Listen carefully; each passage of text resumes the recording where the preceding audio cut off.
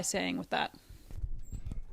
And that was Vanessa Friedman from the New York Times and Tara Joseph, who's the president of AmCham.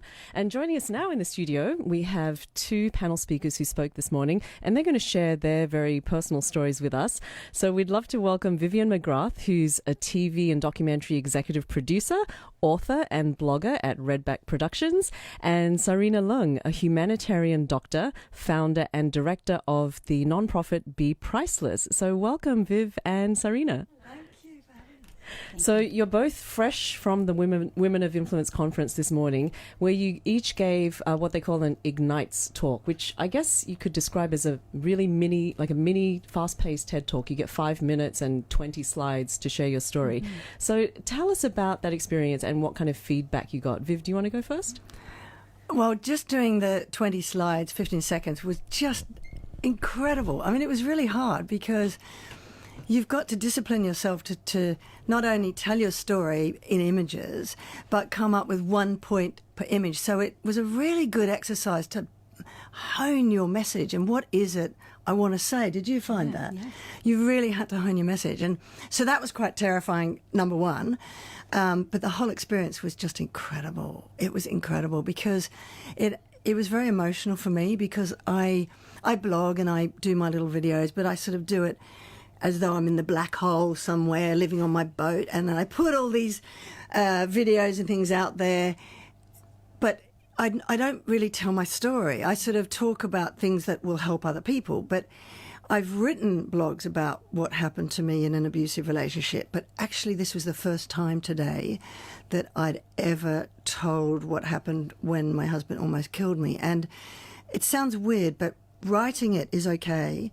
Saying it, I find it really hard because it just, I suppose in a bit like PTSD, as soon as I say it, it immediately, viscerally brought me back to that moment, and the fear and what I felt all comes back. So I just completely lost it. And then what was so incredible was that I looked up, the whole audience was crying. It was just so moving and so terrifying, but so moving when other people saw that vulnerability as courage and came up to me after. And then, of course, I saw my husband, who's amazing, and he was crying, and it was beautiful. And the support of people afterwards, yes, for all of us, wasn't it incredible? Yeah, I mean, I was there. I was one of those people crying in the audience because it was incredibly powerful for you to put yourself out there and really expose yourself. It feels a bit like being naked walking down the street, but right, we got there. You've done that too. Sarina, what about you? Tell us about your experience.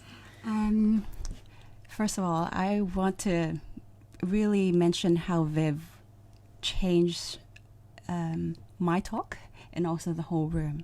She had so much courage. You're making me cry now. It's okay. Thank you. Yeah, you had so much courage, and talking about such an important topic in such a personal way was really helpful to everyone in the room, whether they had gone through something like this or, maybe knew someone who had gone through something like this, or, just is someone in the society who, anyone else, right? So this is really important that you shared that in the way that you did. The talk for me was also a learning experience. I have never talked about myself and my experience in public. Most of the time that I get asked to talk is about science and medicine. So when we did the rehearsal 2 days ago, my whole talk was about, it was quite dry. Let's just say it. It was quite dry. It wasn't. It was quite dry. But the way that Vivian opened up and tried to share her story in a personal way encouraged me to share a little bit about myself and my experience as well in my career. So thank you for that. Thank you. Now I've got to stop crying. I've been crying all morning. I was going to say, we are on Facebook Live as well. Noreen Mayer on RTHK Radio 3. So you'll be able to see Sarina and Viv there as well. Why has it taken you this long to share your own story then, Viv? Because nobody would have believed it before. Nobody would have cared before. And there was a moment I'm from Australia originally, and there was a moment I remember turning to my husband and said, now's the time to tell my story. And it was a time where this woman called Rosie Batty, sadly, her estranged partner came and murdered their child very publicly when he was at cricket practice at school, and it was very traumatic. And everybody thought that it was a relative coming out to speak to the media, but it was Rosie herself that came out, and she delivered the most incredible, heartfelt speech where she just said, I am the face of domestic violence. It can happen to anyone, no matter how nice your house is, no matter where you live, whatever. And sadly, because she's white, middle class, people finally listened, and she became Australian of the Year. She's been incredibly influential in Australia. So I remember saying to my husband, now people are going to listen. And I'd also mentored a lot of women and young men in my career, because I really believe in you're only as great as the team around you. So I've mentored a lot of them. And through that, they started to say, how have you got this incredible relationship? You're so successful. And I said, well, what you're seeing now is not what I was. And then I became their mentors in personal ways and advising them about stop going for the bad boys, and one of them said to me, you've got to bottle this. You've got to write this book because you've helped me so much. I had a number of them. One who's now left all the bad boys, is just about to get married, had a little baby. And so I just thought it's time. And I also think that I needed a lot of time to process it, recover, heal. It takes a lot of hard work on yourself. And then I was ready. I was going to say, essentially, you're a different person. Yeah. I am. Viv, if you don't want to do this, don't do this, but do you mind telling us the story? Well, I was very young. I was an actor, doing all the Australian soap operas and all that sort of stuff and commercials. And I just met this TV actor who had the same agency as me, and he was just the most devastatingly beautiful looking man in the corner of the room. And I'd already had a crush on him because he was quite a big TV star at the time. So he was my schoolgirl crush. And it was like magnetic. We were drawn to each other. And at the beginning, it wasn't violent, of course, because you're not I didn't fall in love with a violent man. I fell in love with a man who happened to later turn violent. And it's very insidious. They're very... they love bomb you. You feel like you're the only person in the world. And you're actually, what I learnt later, deeply insecure, being told everything you need to hear, that you're beautiful, you're wonderful, blah, blah, blah. And then it just gradually, they test your boundaries. And when they get away with it, test again. And domestic violence is a very insidious thing. It doesn't start 0 to 11. It starts with emotional abuse that many people don't even realize is abuse. And you think, am I in an abusive relationship or not? I don't know. I get a lot of people asking me this now. And by the time you realize it's too late, your self-esteem has just been completely taken away because they gaslight you. They tell you, oh, you imagined it. It wasn't like that. All the manipulative tactics that are used so that you take the blame for their behavior. And it's very effective. And what was the tipping point that allowed you to get away from that finally? Well, on average, they say it takes women or men 7 times to leave abusive relationship, and I went back many, many times. But my baby being born, he almost killed me when I was pregnant. Oh, here I go. I can't. It's so hard to talk about. But I was pregnant, and he. Those moments where 1 minute your life is normal, we're having normal chats about something, and the next minute the monster comes out and he's got these cold black eyes and he's over me and he's strangling me, and I have no breath left. And I was saying in my talk this morning, what frightened me the most was in childbirth, when you hear this person that's not you, I heard this voice that was me, but it wasn't my voice. And because when you're being strangled, all the breath is taken out and you're like that. All I could hear was that horrible rasping sound coming out of my throat, and realizing it was me, and I was begging him for my life.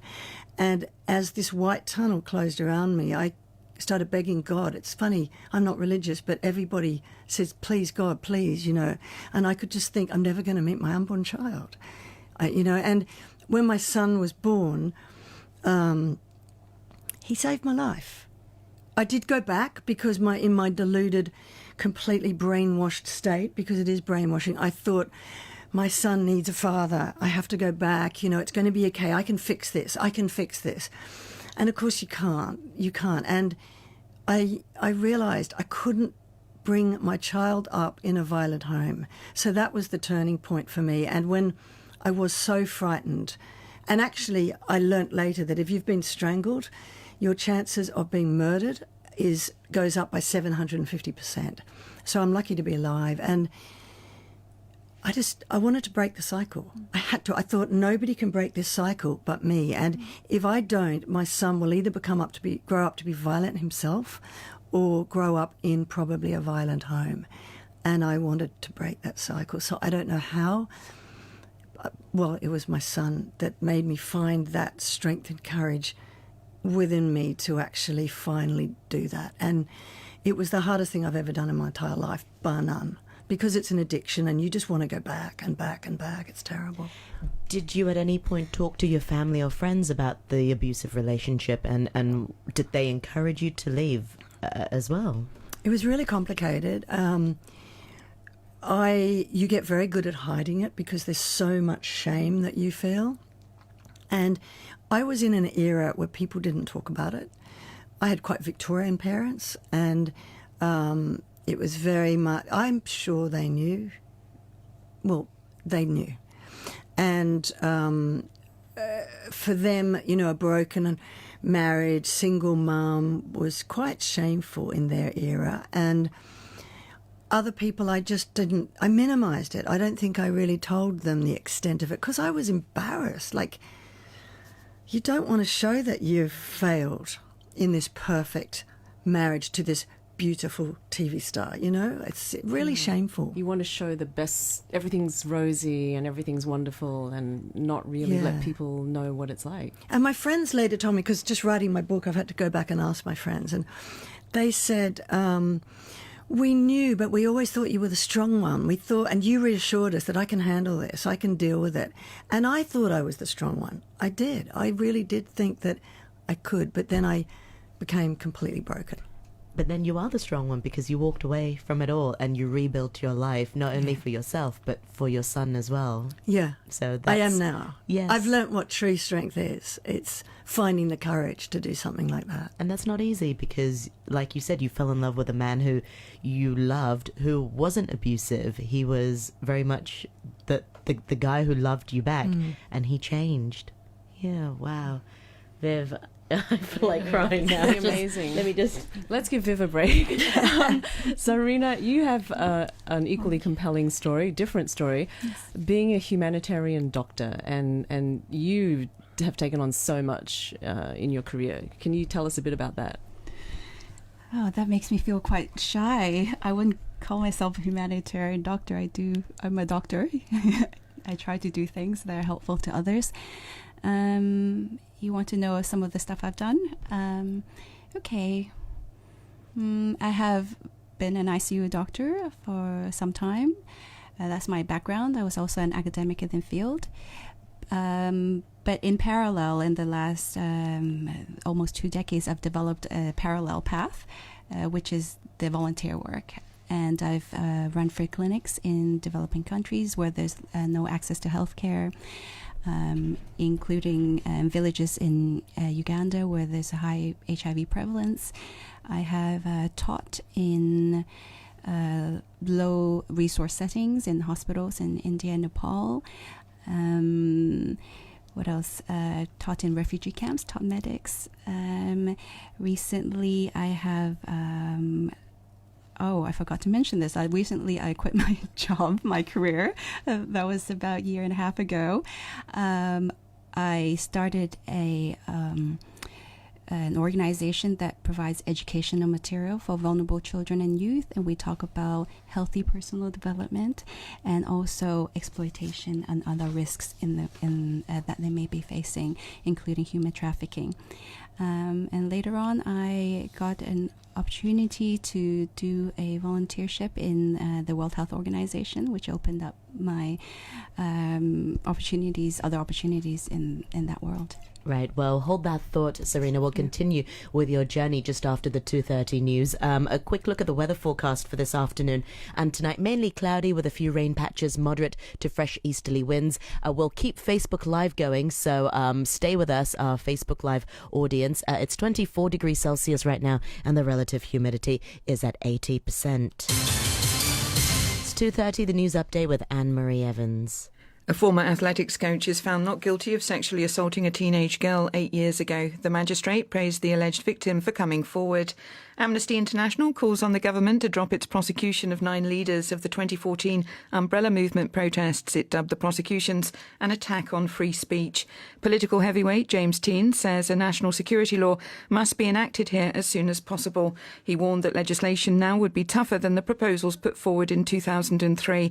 I'll have the full stories at 3 o'clock.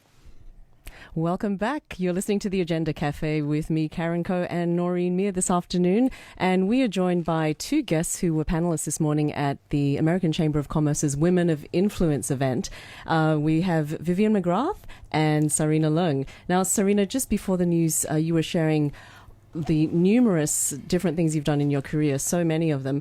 But I was thinking about this morning when you spoke, you shared that you worked yourself into a state of exhaustion where you just had no battery left. You literally had a slide with an empty battery on it. And you had this dual career as a clinical academic and as a volunteer. And you finally had to make a choice. So tell us about that. What happened? Yeah. I think the intention was good. I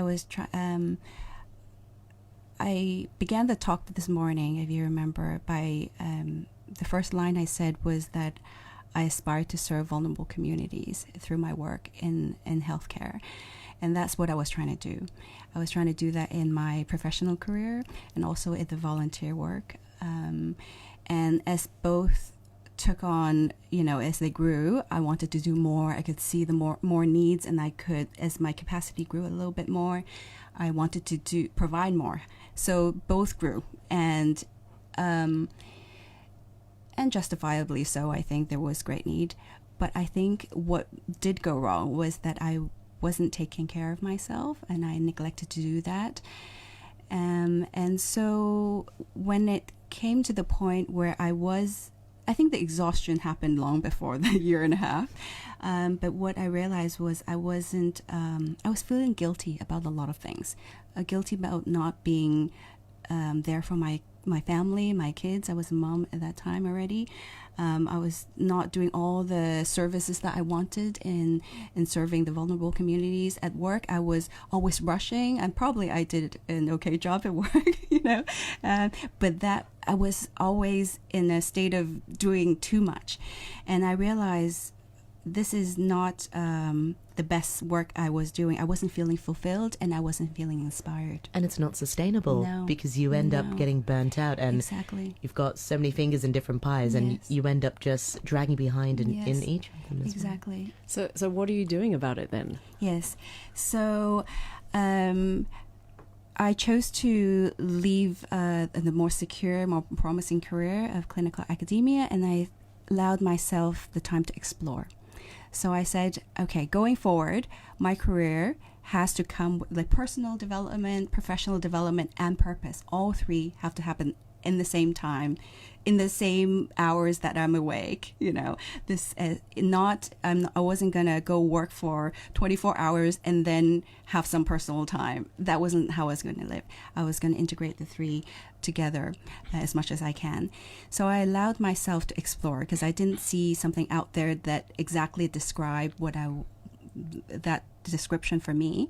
So I tried different things. Well, I thought deeply about what my purpose was and how I could be happy and how I could be well. So that took some time. And then I started Be Priceless, and then World Health Organization. I started volunteering in the World Health Organization. Yeah. You know, I'm really interested in this concept of purpose because it's easy for all of us to do a job. You know, you can get a great job and you can do the job, etc. But I don't think very many people really think about what is my purpose. Yeah. How do you even think about that?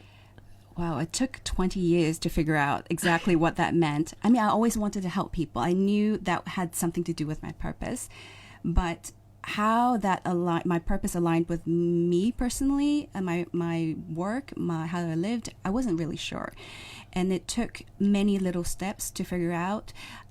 So the volunteership was me thinking, I can't sit by and not do anything. The problems are so big, I'll just give it a try. So I started doing health checks when I was a medical student because I didn't have a lot of capacity. Health checks, health education in places that were basically urban slums. And then that gave me the vision to the next step, and it gave me the vision for the next thing that I could do to serve this purpose.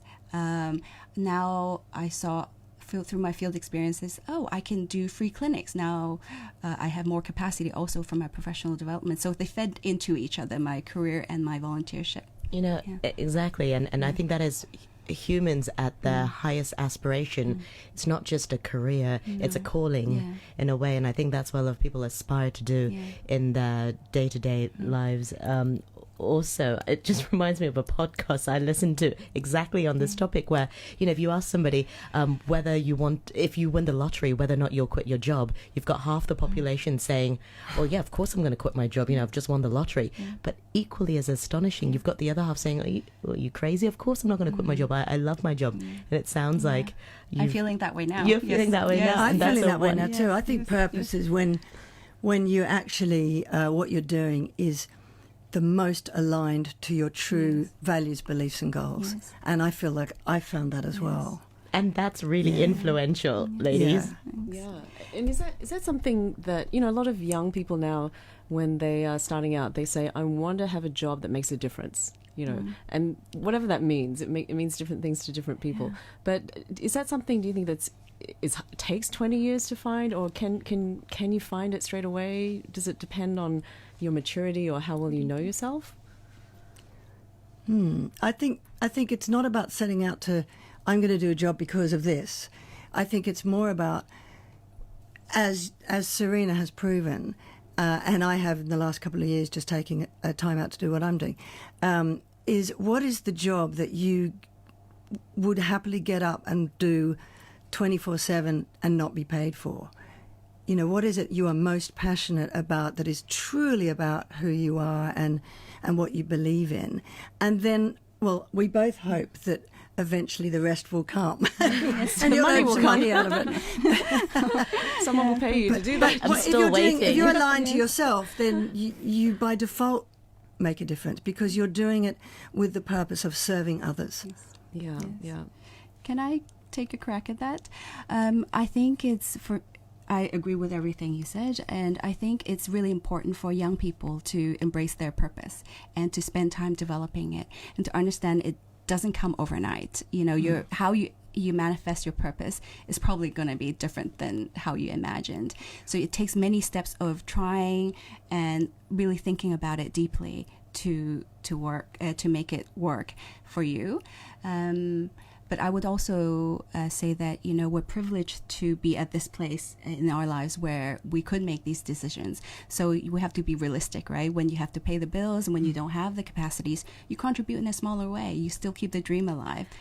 Yeah. I totally agree. As part of that study, that, you know, the lottery study, they also interviewed janitors as well who worked at a hospital, and this was a study done by Yale, and half of the janitors said, well, you know, I'm just a cleaner at a hospital, it's nothing going for me. And then the other half are saying, well, it's a job with a mission. You know, I talk to the patients. Those patients are lonely. I'm not just there to clean the floor, but I'm there to really serve a higher purpose. So it's in any role that we have in our life that we should be able to have some sort of a satisfaction. Yeah, exactly. And not just clocking in and clocking out, just showing up because you have to be there. Viv, I wanted to go back to, you know, your talk, the title of it was I Am Enough. And you did talk a lot about self-esteem and accepting yourself. Where do you think that feeling initially of never being enough came from? I believe it always comes from in some way your emotional needs not being met fully as a child. And that I wasn't from an abusive home. I was from a very happy, privileged childhood. And it was just subtle dysfunction. Like my mother has some narcissistic tendencies, and it's enough to be, if I expressed my feeling about something, it was dismissed. Oh, you're too sensitive. Or if I had an opinion of my own, oh, well, I haven't got time to talk to you about you're too young to understand. Cut me off. And it was just enough for me to have my emotions and feelings dismissed as a child. Or if I was a bit embarrassed if she was doing something at school in front of my friends, as you do get when you're teenagers. Oh, why do my daughters always argue with me? And I'm like, well, I'm not arguing. I'm trying to express my... So you end up just pushing them down and bottling it and not... and, you know, my dad was... They're both beautiful parents, and they gave me so much that outweighs all that. But, you know, I realise you can love your parents, but you don't have to like everything about them. And it's just subtle things like that that can impact. And my sisters might not have been impacted that way. Who knows? It impacted on me. And it's not to blame my parents. It's just to see where it comes from and go, oh, okay, that is the effect it had on me. And I just didn't feel good enough. I always, you know, on the outside, I was really popular at school, and I was, you know, fun and funny, and everyone loved me and all that. But inside, I just didn't ever feel like I belonged. I felt this void inside, and I'd never express my opinions. I'd people please. And how many people do you know that say, yeah, I'm a people pleaser? Because I didn't want to put myself out there and give my opinion, or people would laugh these days if they hear me saying this because I'm very opinionated now. But back then I just wouldn't, so I would hide because I didn't want people to see who I really was and judge me. And when I left the abusive relationship, I had to really say to myself, why did I not run and leave when many others would? What was it about me? Because it was liberating. I tried to change him and I learnt that I couldn't. And when I discovered all you have to do is change yourself, I was like, oh, well, I can do that. That was really liberating. And so I learnt that what it was about me was I was very deeply insecure. I was not feeling good enough. They're the words I now use to describe. I didn't know that at the time, but I knew that there was something and that I had to work on me, and if I changed me, the rest would follow. And it changed my life. Let's talk about the ways that you did to heal yourself, and what sorts of things did you do? Oh, well, the first thing was to stop numbing the emotions, because you avoid pain. Emotional pain is really, really difficult sometimes, and you avoid it. And people avoid it in many ways, whether it's eating disorders, alcohol addiction, workaholism, being too busy, me rescuing another guy because if he's really damaged, then nothing wrong with me. I ignored the fact that I needed saving, not him. And so you avoid it. And when I left, I realised when all these emotions came pouring out, the first thing I wanted to do was to go back and numb myself. Just one more hug, just telling me he loves me one more time would be okay. Or people eat more food or whatever. And I learnt that I had to let those feelings come out and feel them. I call it thawing out. And I've learnt that embracing emotional pain is absolutely crucial to your emotional development, because life is not just everything happy, happy, happy. Life is pain and trauma. Tomorrow we've got to put our 23-year-old cat down. Very traumatic. And the difference is how I deal with it now. And what I deal with it now is I take painful emotions, I let them come out, I let them wash over me, I try and observe them and go, what is this trying to teach me about myself? What is it telling me? Because there's a lovely quote that's something about painful times are your messengers. Feel them, listen to them.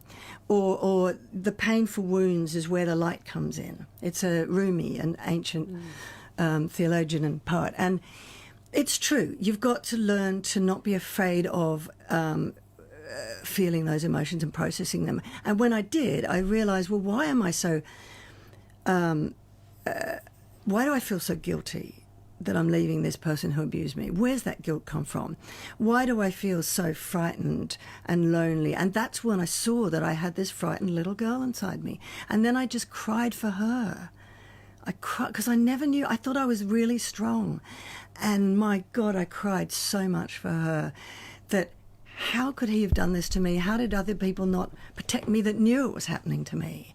And once I then became the mother to myself that I needed and learnt that the antidote of that void inside is a bucket full of self-love and self-confidence, the rest just followed. Because those sort of people that manipulate you and all that, they can spot that a mile away. And that little victim sign, come and manipulate me sign I had on my forehead before, now they just run a mile and now the nice guys come, you know. But, I mean, they still come into my life, but with self-confidence and feeling you are good enough, you are better at setting boundaries. So when people come and treat you badly, you're not afraid of confrontation. You can stand up and say, no, that's not acceptable to me. It doesn't mean that you go the other way and become aggressive, but you learn how to just say, no, that's not good enough for me. And just stand your ground. And then it's like the Wizard of Oz, the Wicked Witch. They melt away. A fear of confrontation is just a fear of fear itself. Once you actually stare down your fears, stare down that guilt and that fear and that, it actually, once you embrace the hard, difficult side of you, it goes away. And then next time you feel it, you can deal with it better and better and better. And it's taken me many, many years of this, but you just grow and get better at it. And I still have really difficult days, but you just learn how to deal with it. And that inner voice that says, I'm fat, I'm ugly, oh gosh, you said something so stupid. I still do that today. I was telling Serena about this. Tell me if I'm talking too much. I was at this event recently and it was full of all these beautiful, young, high-powered, gorgeous, sassy girls. And I felt, oh my God, I'm the frumpy middle-aged woman in the room. And I felt really ugly that day. You know how you have those days where you feel really ugly? Yes. And I honestly felt so ugly. And then 6 months later, I saw this photograph of that day. And I went, wow, I looked really beautiful that day. Isn't that, it's like, you remember the black and blue dress, black and, what is it? The black and silver. Yeah. Oh, good. And the gold yes. and the blue. white. Yes, gold and white. It was gold and white, by the way. Just saying. Anyway, it was like And that it was dress. Yanni, not Laurel, just in case if anybody. And it was like that dress. And I thought, that's the same. I wasn't ugly. I just thought I was. It's perception. And you can rewrite your story. You know, that negative internal story that you've got, that script that says, I am not good enough, and makes you say, oh, don't say that. People will think you're an idiot. You're fat today. You're ugly today. That's just a story that's in your head from childhood that you can rewrite. And the way you do it is you just say, I'm not ugly. I'm just having a bad hair day that day. And that's different. Or I'm not stupid. I just said a bit of a stupid thing. Next time, learn from that. Just don't say it quite so stupid next time. You call it out. But you're right. I mean, people are very harsh on themselves, and Especially women, I think. Yeah, women, I think, especially because it's, you know, we're surrounded by all these images of perfection all the time, and of course we're human. We're going to compare ourselves to that, and sometimes it's hard to block out that voice that says, oh, you sounded so stupid, or you asked such a ridiculous question, or you just look so revolting today. and it's Revolting? no, you know, ugly, fat, whatever. But you know, for women especially who do struggle with trying to ignore that voice, how can they, you know, how can they do that? You just got to call it out. You've got to call it out. And I still have to call it out in myself and just think that gets in your way. That is what blocks you. You get in your own way. And it's that voice that is the biggest thing to people not fulfilling their full potential, in my opinion, is themselves getting in their own way, and it is that voice.